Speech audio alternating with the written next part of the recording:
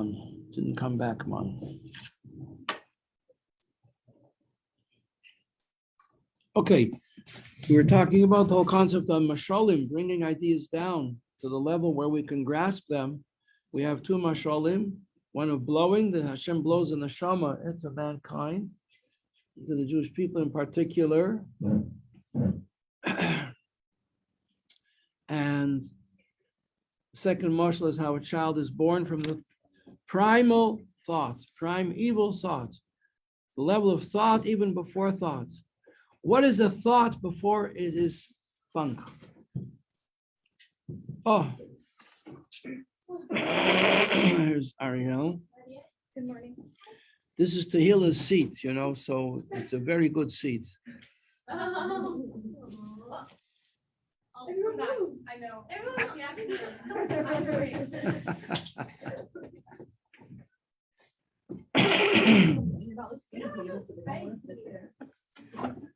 If you notice a difference, actually, what Devora from Brazil used to sit there, and she was really on top of things. So maybe this will to help you too. Oh, if you say you need to be on top of things.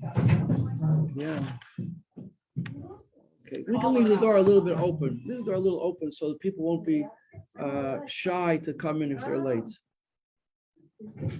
I don't mind if you come late. I do mind if you come late, but I don't mind.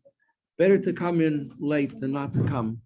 Wait downstairs because you feel embarrassed, but then the thing that you were meant to hear, you didn't get to hear. You're right. Right? And, Malka, is that right? You're right. Everybody has certain things they're meant to hear, and other people and other things you're not meant to hear, you just don't hear them.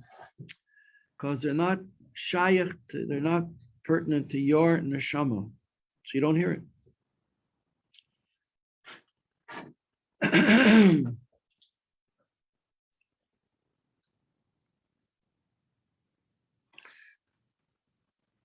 So what is this level of thought that all thoughts come from? So we have a primal level of thought that is antecedent to thought, anti-thought, pre-one thought, before the thought is thought of. Where is it? It's in the reaches of potential intellect, which is a power of the soul. So we're talking about souls, and we're talking about powers of the soul. Power of thinking is a power, just like a power of digestion, a power to smell, a power to move, a power to think. So where are these powers before? They are power, they are in the soul.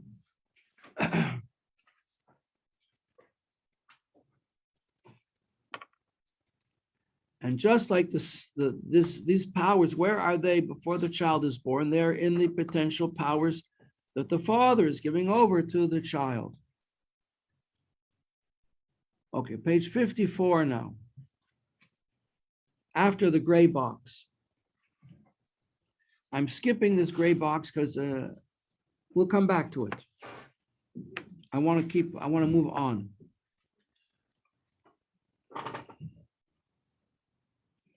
Now the question is,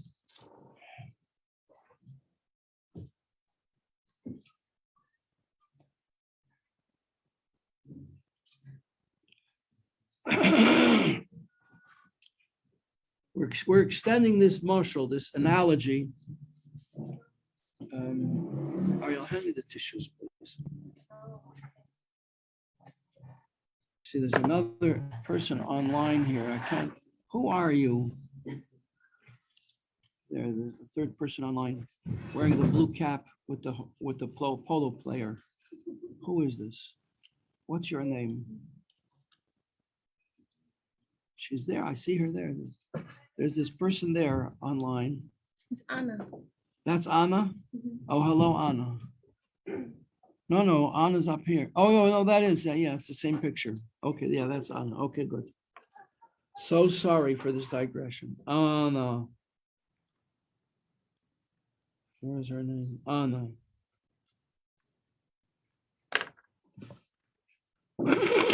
So a person has a child, has a second child, a third child, a fourth, a fifth, 10 children, 15 children. Where are all those children before they're born? Where are they? They're all included in the soul powers of the Father. They're all united in the brain of the Father. They're not separate. They're all one. So now the Rebbe applies this idea, and he says, on a vast scale, bottom of page 54, there are tens of thousands Mine chilukim medregas of different levels of neshamas. Tens of thousands of neshamas, like snowflakes. No two are alike. Gavoya me'al gavoya. Some higher, some even higher than that. And some highest of all. Le'ein kates, and there's no limit. Kamegol maila nishmas ha'aves, like the exalted level of these giants of human history, who we refer to as our forefathers, Abraham and Yitzchak and Yaakov and Sarah, Rivka, Rachel, Leah, huge spiritual giants of mankind. You know,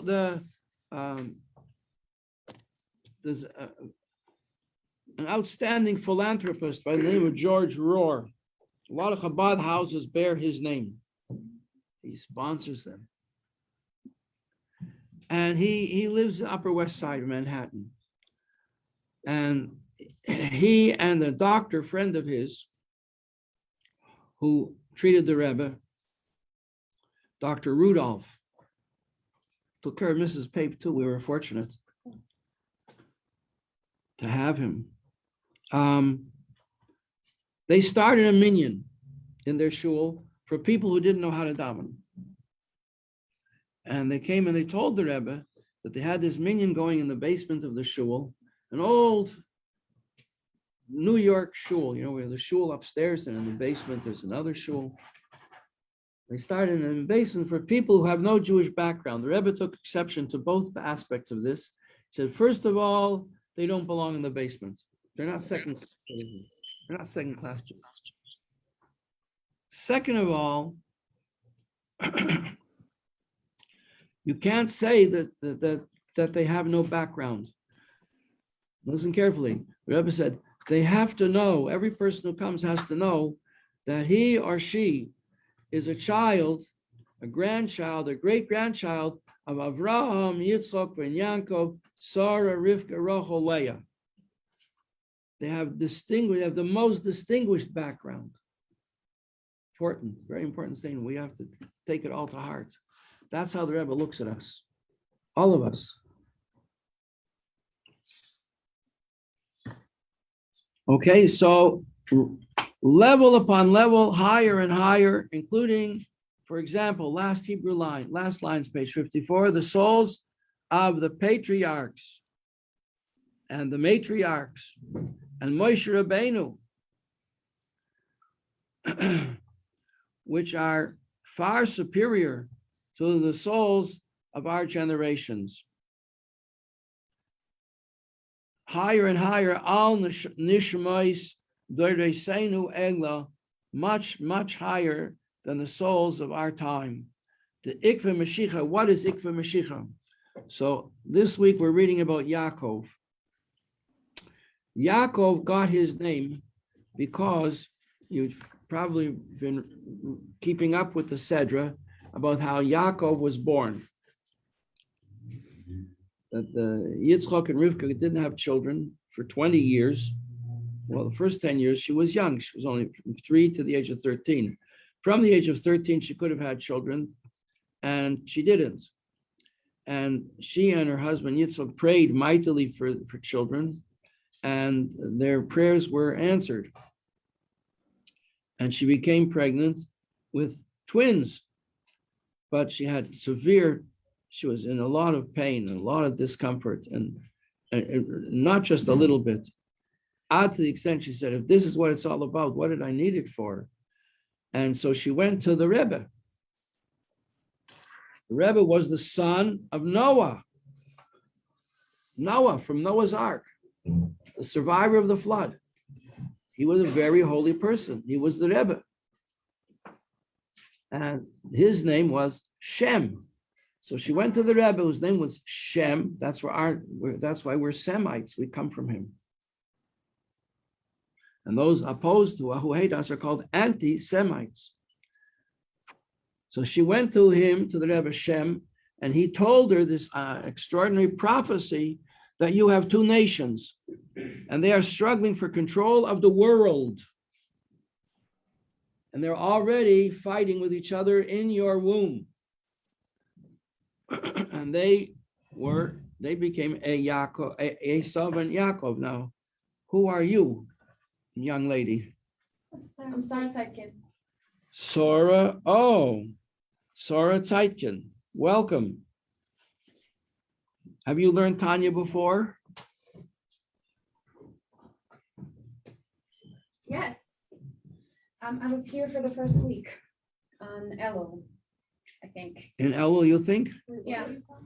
Okay. She was here like right before. Yeah. What? She was here right before the holidays. Okay, yeah. And I just moved. In Elul. Where are you from, Sarah? Long Island? Actually, I'm from Chicago, but I'm originally from Israel.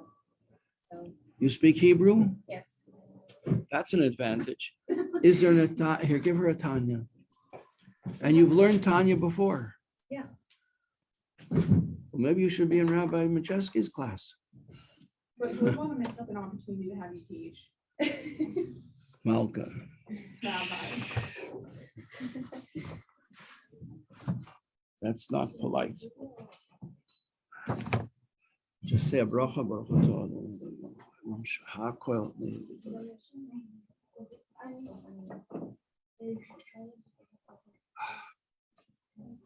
Okay.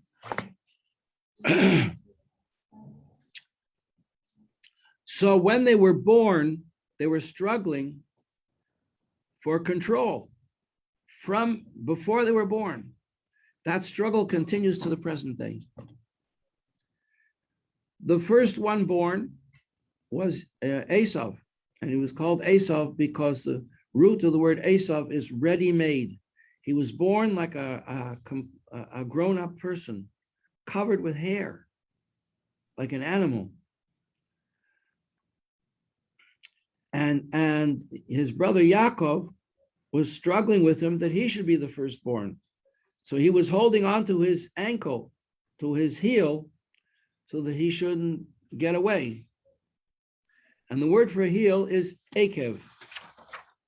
I'm going to write that on the board for you. Akev. I don't have it. Here we go.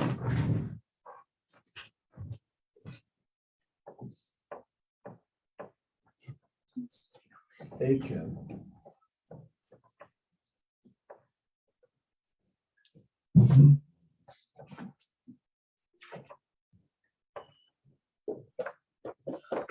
Akev. Okay. And therefore he was called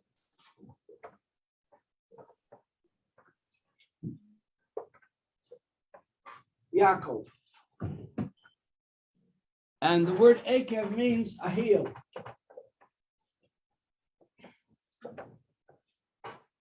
So he was holding on to the heel of Esau. The whole history of the Jewish people is compared to one man, one person. The person has a head, has a heart, he has limbs. The nethermost limb, the bottom of the whole thing is the foot. And the bottom of the foot is the heel. Right? What do they say? Fools march in where angels fear to tread. This generation is called the heels of Jewish history. So that the fathers, Avraham, Yitzchak, Yaakov, Moshe Rabbeinu, were the head, the brains. There have been generations of great feeling, people of great devotion, like the heart, feelings of love and fear, and dedication, commitment.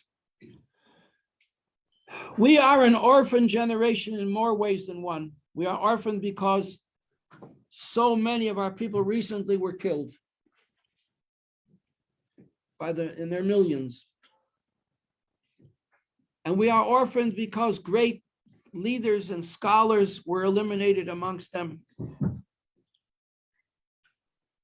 And we are limited because we have less talent and abilities, natural abilities, than our forebears, who came from generations and generations and generations of great spiritual people, and went over to their children. We very often, by and large, ladies and jelly beans, we are the children of survivors. Some of us actual grandchildren of Holocaust survivors, but there was a spiritual Holocaust.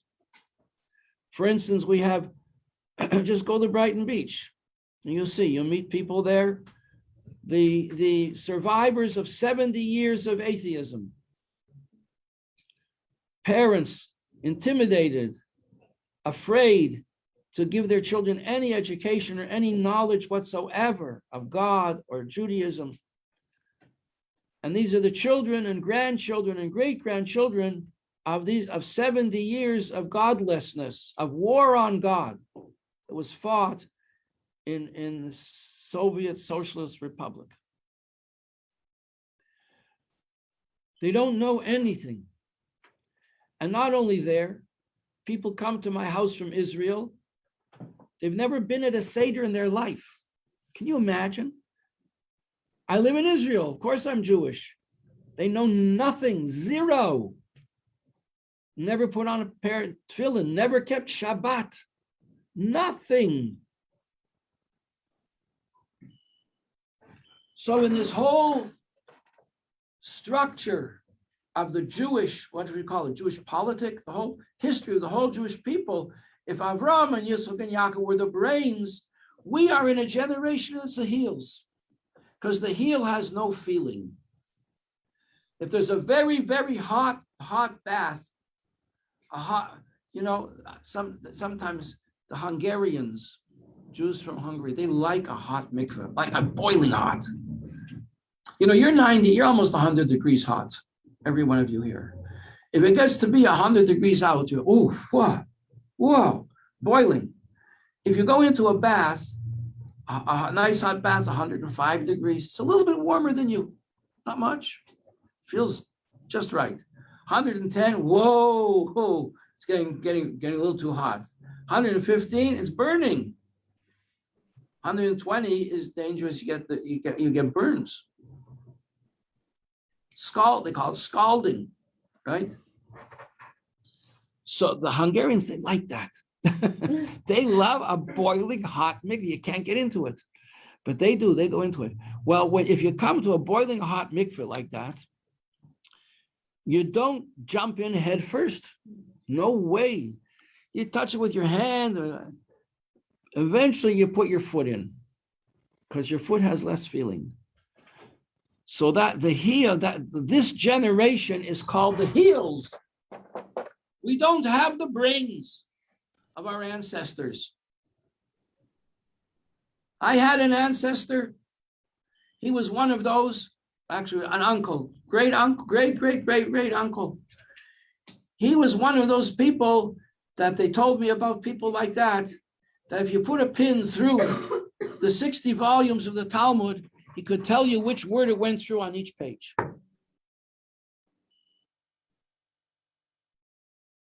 The Rebbe was like that. The story about the Rebbe during the war years, when the Rebbe and the Rebbetzin fled to the south of France as the Germans moved in, there was a small Jewish community in Vichy in the south of France. The Rebbe got out of there in 1941. Baruch Hashem. He was snatched out of the jaws of the Holocaust. Baruch Hashem. And there was a small community of Jews, and they met in a shul, and they would learn every day. And the Rebbe would give a class in Talmud, that there were very few volumes available. So the men used to share. And the Rebbe would teach the class, but he would teach it inside and they would hold it like that. No, he always held the ball. He didn't share his book with anybody.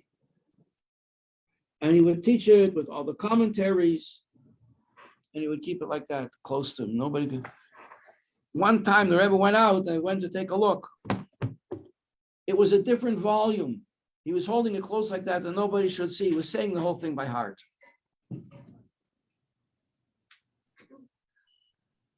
That's very, very rare.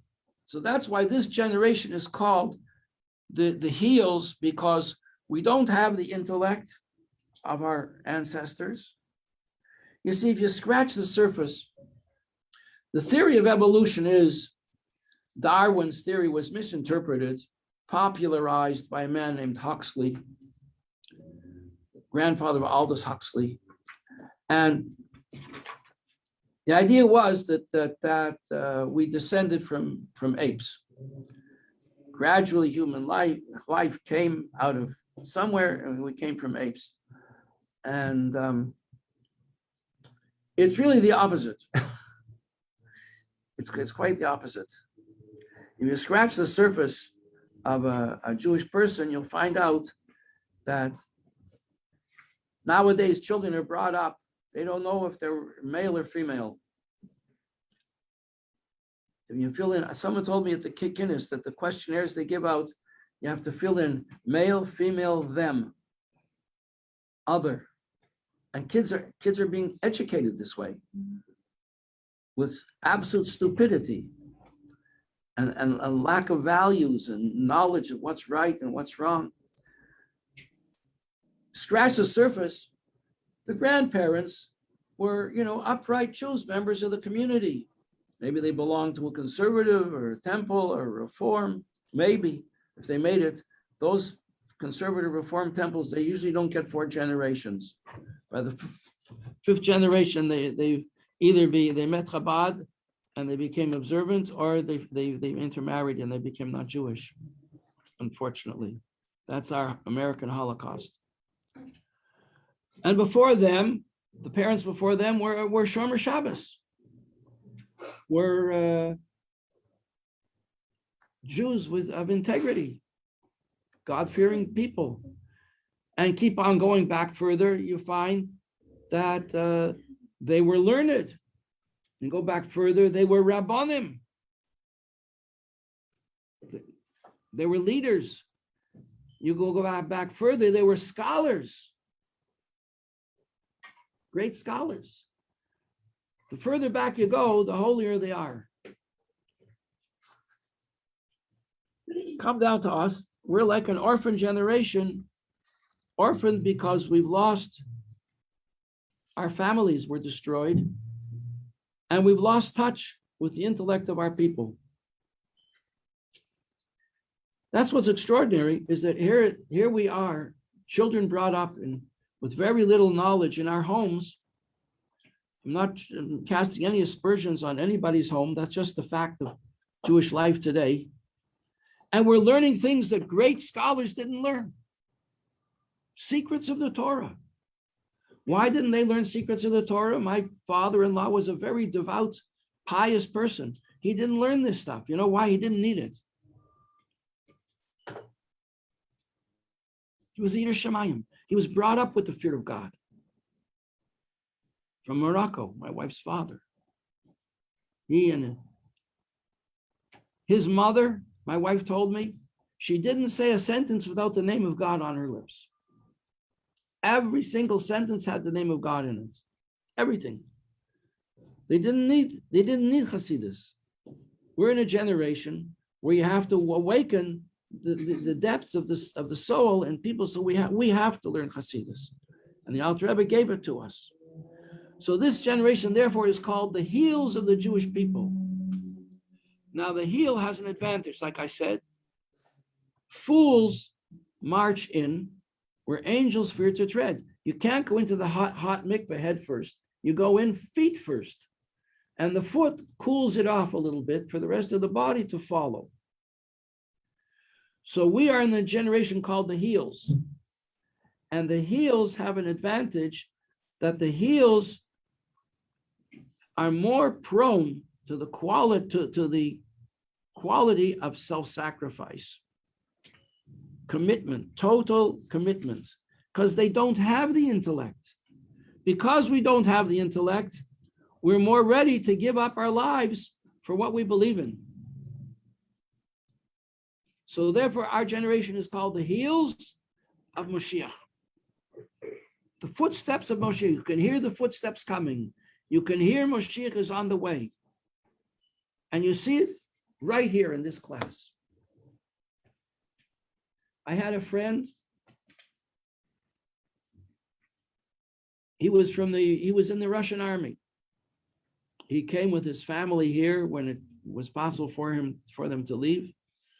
And the family quickly started to keep the Sabbath. There was a chassid here, used to go walk across the whole Crown Heights to bring them to his Sabbath table every week, a grandmother and the grandchildren. And he was very skeptical about the whole thing.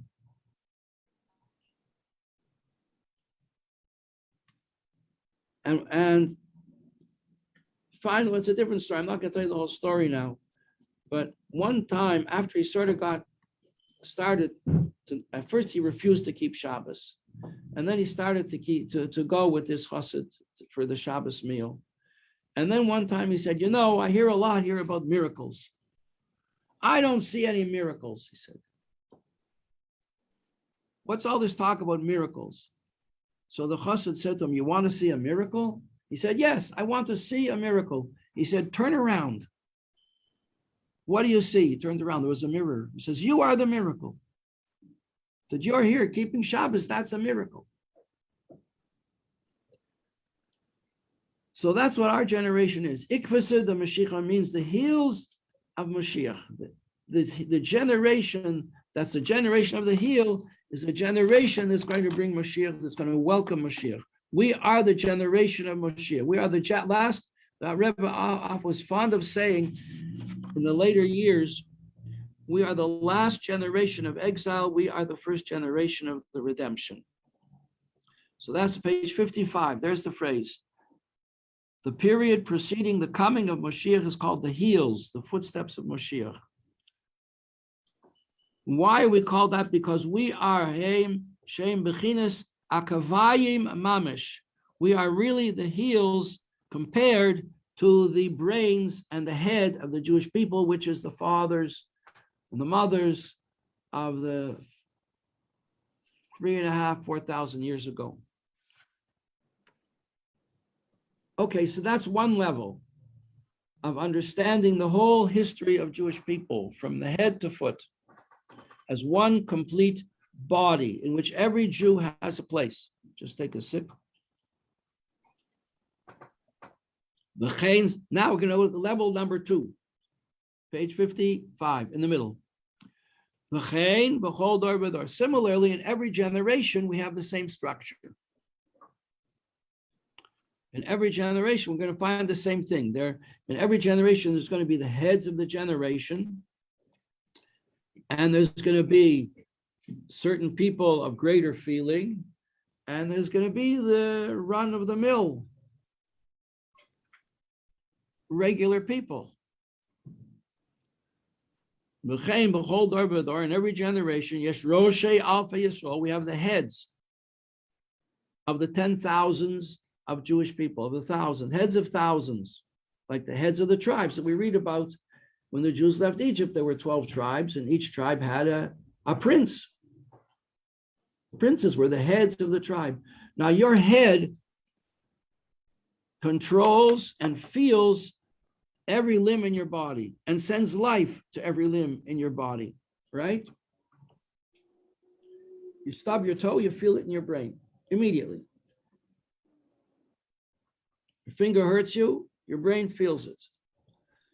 And the head generates life for all the organs of the body. A person has a stroke, an explosion, a vein bursts in the brain, and all of a sudden they lose control of many organs in the body. Some people lose their sight, some people lose the ability to move, the ability to use their limbs. Rahman al-Islam. So we have the head. The head sends life to all the organs of the body and feels all the organs of the body.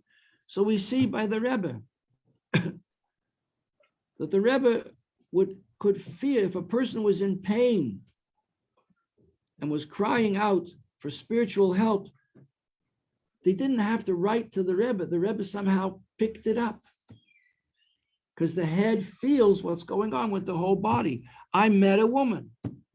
She was a PhD. She was a psychologist, a psychoanalyst. She was an officer in the Israeli army. Mrs. Hasofer, I met her, and they were completely ignorant of Judaism. She was the daughter of Holocaust survivors. Her husband grew up from a totally assimilated family from Egypt. He didn't even know he was Jewish until the war broke out between Israel and Egypt in 1956, and he was arrested because he was a Jew. That's how he found out he was Jewish. They knew he was brilliant. He was a PhD, a mathematician. She was a PhD. The two of them were PhDs. They ended up going because of his work to Tasmania, an island, beautiful island off the coast of Australia. And she promised her mother when she went, her mother said, if you have a child, you have to give him a bris. She wasn't religious, but that she insisted on. She said, okay, she promised. And they had a child. So they had to give him a bris. Where were they going to get a mohel? Person to do the circumcision, called a mohel. So from the mainland, from Melbourne, they got somebody to come. Meanwhile, because of various things that were happening in their life, they became very, very curious to know about Judaism. It's too long a story to tell it now. I'll tell it some other time. I heard the story from her. It's a first-person story. But they were so desperately confused because they were reading the Code of Jewish Law and they couldn't figure out how in the world were they going to keep this. How were they going to keep it kosher? How were they going to keep the laws of family purity? There was no mikveh there. Did she have to go to the ocean when she wanted to be with her husband? What she just didn't know what to do. And she was crying out in her heart. This is what she said to me. She was crying out in her heart. If there's a God in the world, please, he should send help to straighten, to answer our confusion. And Rabbi Gutnick in Melbourne gets a letter from the Rebbe. He should please look into Tasmania. What's going on in Tasmania? And Rabbi Gutnick comes down and says to his wife over breakfast, he says, I got an extraordinary telegram from the Rebbe yesterday. He says I should go to Tasmania. I don't understand. There's no Jews in Tasmania. Jewish population died out. She said, what?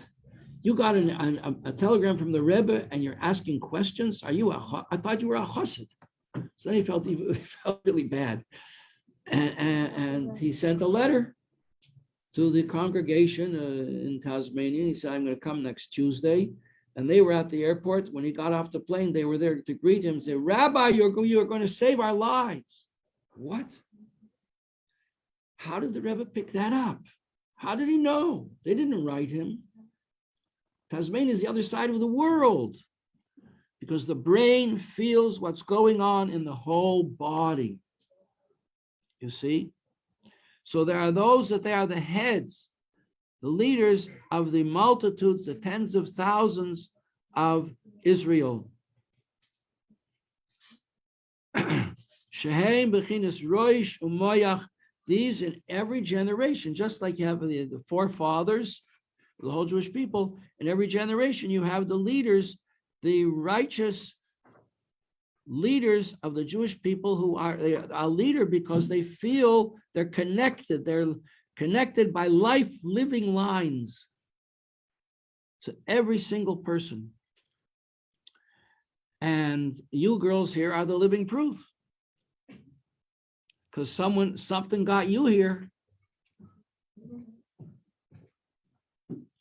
Whoever it wasn't an accident. Don't dream for a second it was an accident that you decided to come to this holy institution.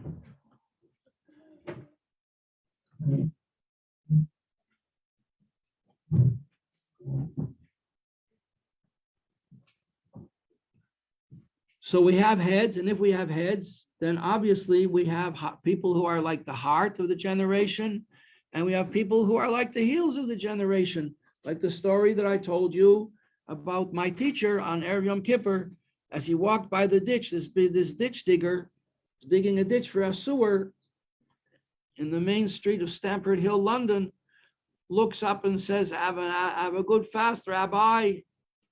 That's right, I'm Jewish too, he said, with all his tattoos.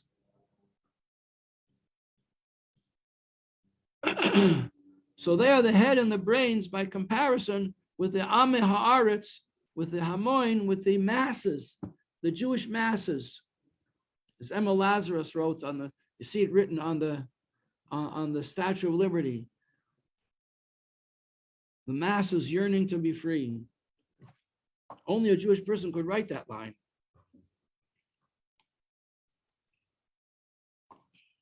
The Hamon, the masses, and the Ameh Haaretz, the people of the land. They're called people of the land because they have no learning.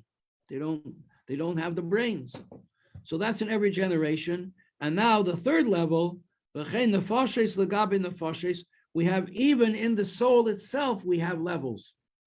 So the whole point of these few paragraphs is that what are we talking about? That every Jewish soul comes from the essence, pre-essence, primal essence of godliness, like blowing from deep inside, like the primal thought of the father having a child. You're going to say, but how's it possible? There's so many different Jewish people like snowflakes, each one different from the others. He says, that's right. It's not a problem. And even in your own soul, you have these levels. You have higher levels of your soul, which are connected with the intellect. You have medium levels, middle levels of the soul, which are connected with feelings. You have lower levels of the soul, which are more connected with your physical body. You have nefashes, legabe nefashes, and your soul also has a soul, and that soul also has a soul, and that soul also has a soul. Levels and levels, higher, higher, and higher. The Tanya speaks about 3 levels: the nefesh, which means the soul, the ruach, which means the spirit, the neshama, which means the soul. And then there's 2 levels that Tanya doesn't speak about at all. The Chassidus speaks about it, called the chaya, the basic life, higher than all the souls, and the yechida, which is the highest of all, which is connected with the essence of God. And they are all connected.